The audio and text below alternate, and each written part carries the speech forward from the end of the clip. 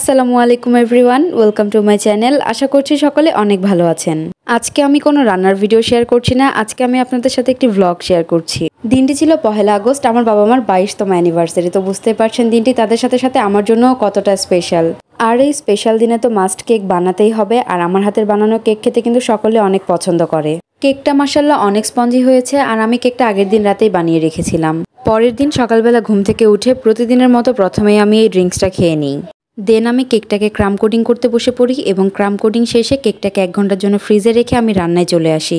প্রথমেই আমি এখানে কাবাব ভেজে নিয়েছিলাম, আর আমি কাবাবের সবকিছু কিন্তু আগের দিন রাতের বেলায় রেডি করে রেখেছিলাম। আর সেদিন কিন্তু আমি মাছের কাবাব বানিয়েছিলাম, কেননা সবসময় তো মাংসের কাবাব খাওয়াই হয়, ভাবলাম আজকে মাছের কাবাব বানাই। আর যেইভাবে সেই কাজ বানিয়ে নিলাম। কাবাবটা কিন্তু অনেক মজা হয়েছিল, সকলে ভীষণ পছন্দ করেছে। এরপর এখানে বড় মাছ পেঁয়াজ দিয়ে ভুনা করা হয়েছিল, আর এটা কিন্তু আমার আম্মু রান্না করেছিল এবং অনেক মজাও হয়েছিল। দেন আমি আচারি বেগুন বানিয়ে নিই। সেদিন কিন্তু আমরা আমাদের বাড়িতে আমার নানা নানি, মামা মামি, মামাতো বোন, ফুপা ফুপি সকলকেই ইনভাইট করেছিলাম, আর তারা সকলেই চলে এসেছিল। এবার খাবার পরিবেশনের পালা। তো তাদেরকে এখন খাবার পরিবেশন করতে হবে, যে কারণে ভিডিওর এই ক্লিপসটা আমি ভীষণ তাড়াহুড়ো করে নিয়েছিলাম। সবগুলো খাবারের আমি একসাথে ভালো করে ভিডিও নিতে পারি নাই, খুবই তাড়াহুড়ো করে আপনাদের সাথে শেয়ার করার জন্য এই ক্লিপসটা নিয়েছিলাম। আর আমার আম্মু কিন্তু বরাবরই ভীষণ ভালো পোলাও রান্না করতে পারে। কোনো একদিন আপনাদের সাথেও আম্মুর এই পোলাওয়ের রেসিপিটা শেয়ার করব। একদম ঝরঝরে পারফেক্ট হয়, আর সেদিনও কিন্তু পোলাওটা আম্মুই রান্না করেছিল।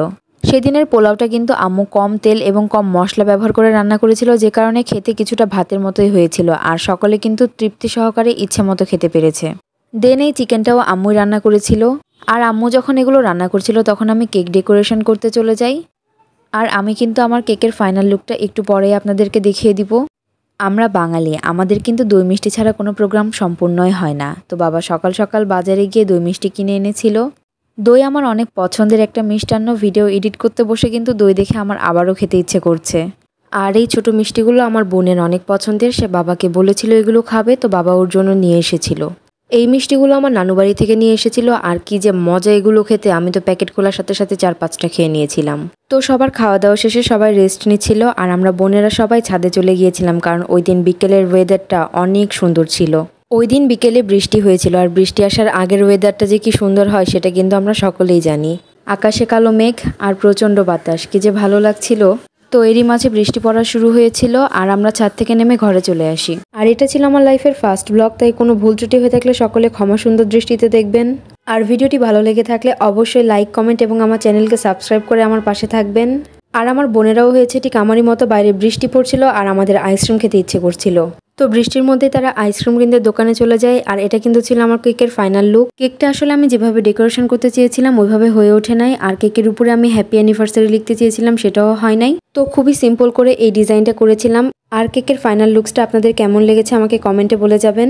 আজ এ পর্যন্তই, সকলে ভালো থাকবেন, সুস্থ থাকবেন, আর আমার চ্যানেলকে সাবস্ক্রাইব করে আমার পাশে থাকবেন। এবং ফুল ভিডিও দেখার জন্য সকলকে ধন্যবাদ। আল্লাহ হাফেজ।